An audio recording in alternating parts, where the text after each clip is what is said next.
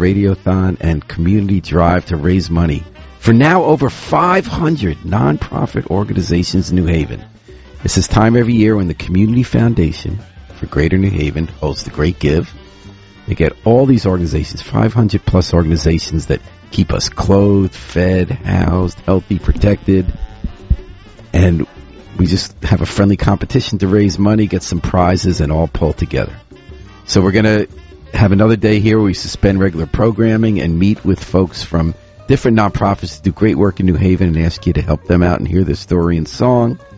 And remember, everyone, you go to thegreatgive.org. Don't forget thegreatgive.org, and you can donate to any organization. If you'd like to help us at The Independent and WNHH, you can go to New Haven Independent or Online Journalism Project.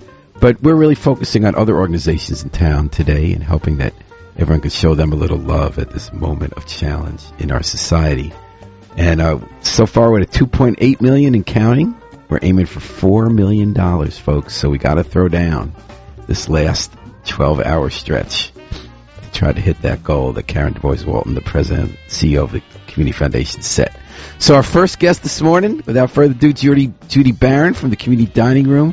Thanks for coming in, Judy. You came early, you got ready, and you're all set to tell us why you're doing great work and we can all help you out. Thanks for coming. Good morning. Thank you so much for having me. So you got a story for us today, not a song or a poem. I've got a story. I really tried to come up with a poem, but I'm going to go with a story that means so much to our organization that recently occurred. Okay. Shoot. You ready for it? Go for it.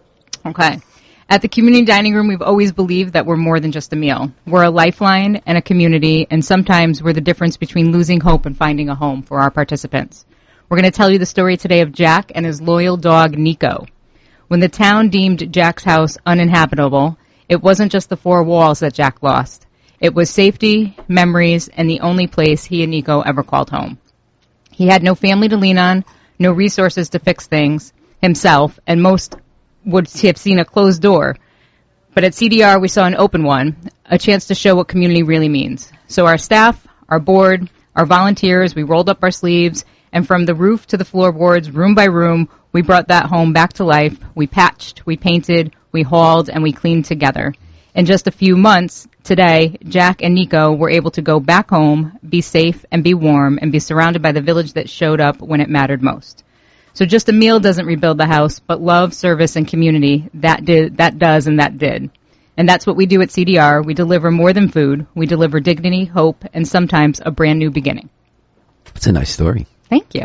Where is the Community Dining Room? Community Dining Room is located in Brantford. We're on 30 Harrison Avenue, and we're serving the entire shoreline from the stretch of East Haven to Old Saybrook. Wow. How many people come to eat at your place? Last year, we served over 50,000 meals to over 2,500 different individuals. Wow. Mm-hmm. And so is that breakfast, lunch? We have a lunchtime meal every day at noon. We have evening meals twice a week in 2 different communities for families. We do a homebound meal delivery 3 times a week. Homebound delivery is in 2 different communities, as well as snack packs for kids on our family nights. Because people don't often think of the shoreline as the place that has or needs the social services, but it's present. It is. It's present. Is there hunger is great increasing need in the shoreline? It is increasing, and primarily so in the Alice population. So the asset limited, income constrained, but employed individuals are really reaching out for help. So the working poor?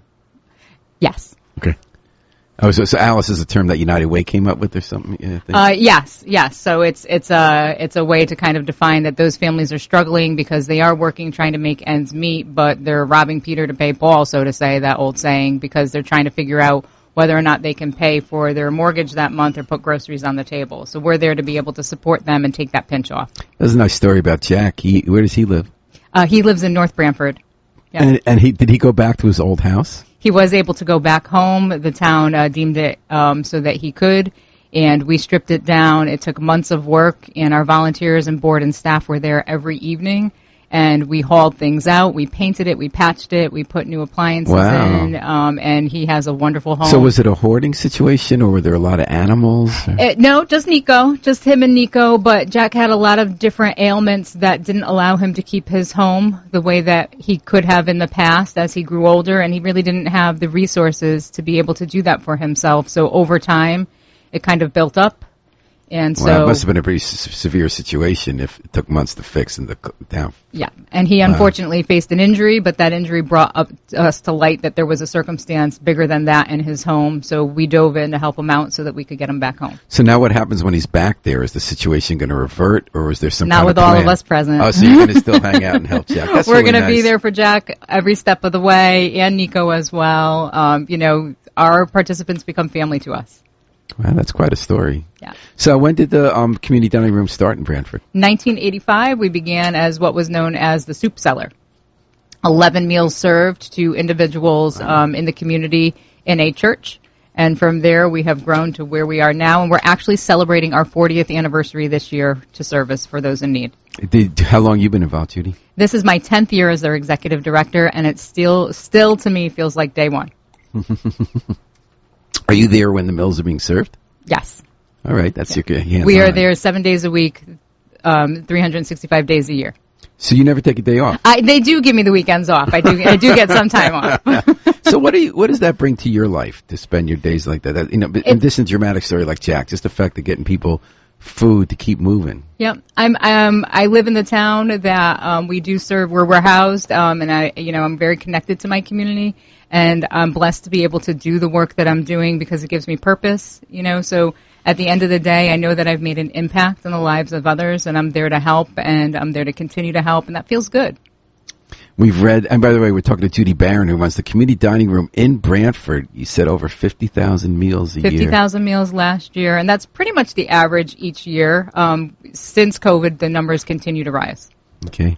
So we've heard that there have been cutbacks in federal funding for food banks. Yes. That then deliver to places like yours. What has that meant for you?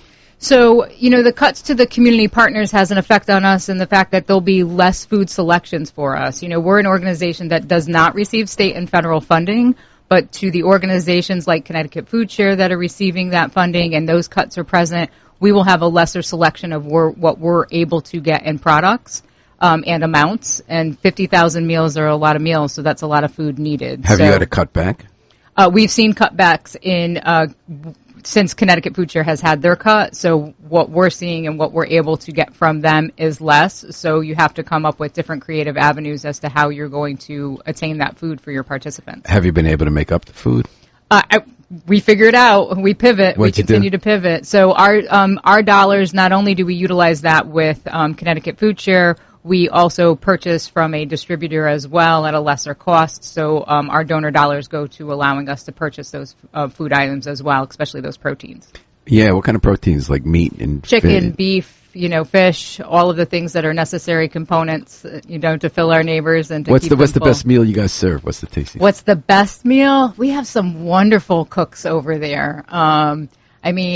I'm a really big fan of Gretchen's famous garlic bread. It's pretty great over there. I don't know if I could pick one, right? If I were to pick one and say what's the best one. They all have their different flares, their different flavors. I don't know, you're just not going to go wrong. You can go from simplest of having a hot dog on the grill that the volunteers made that day to yesterday they were serving raviolis, and that was wonderful too. It really just is the fact that it's coming from a place of love, and the volunteers are cooking with, intent to feed people and their passion, and that makes every meal taste great. So we're asking you this segment to go to thegreatgift.org. Don't forget and to look up Community Dining Room. They're doing a great job serving 50,000 meals a year on the shoreline. To people who are working hard, trying to make it through, and just don't have enough food, and we need to get them the food. So we're there for them. We've got big goals this year. 40th anniversary. Our great give goal is $18,000. We are currently 35% of the way there. Oh, we got to step it up. We do. We need a big bump today. Okay, need a big bump right now. We need everybody to go to Community Dining Room. Every single dollar at thegreatgift.org. all makes a difference. All right. Well, Judy Barron, thanks for the work you do. Thanks for coming on. Thanks for coming early and ready. And we're just getting going on day 2 of the Great Give Radiothon on WNHHFM. And we're going to take a break till our next visitor. We're going to hear the Afro-Semitic Experience performing I Wish I Knew.